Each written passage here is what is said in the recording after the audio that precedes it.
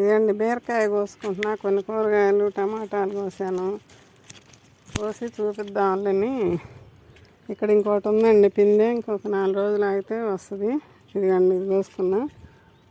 ఇదేం టమాటా వంకాయ కోసా, పచ్చిమిరకాయలు కోస్తున్నాను. ఇక్కడ చూపించా కదా మీకు, ఈ మిరపకాయలన్నీ కొయ్యాలి. ఇప్పుడు ఎన్ని వస్తాయో చూద్దాం. ఇదండి పూలు కోసుకున్నాను. ఇదండి చామంతి మొక్కలు నాటాను, ఆ వీడియో ఇప్పుడు పెడతాను. నర్సరీకి వెళ్ళి తెచ్చుకొని అవన్నీ చూపించాను మీకు. కూరగాయలు కోసుకుంటున్నా, పూలు పాడైపోతాయని కోసానండి, పూజకు ఉపయోగించుకుందామని. ఇదండి టమాటాలు పచ్చిమిరపకాయలు కోసాను కొన్ని.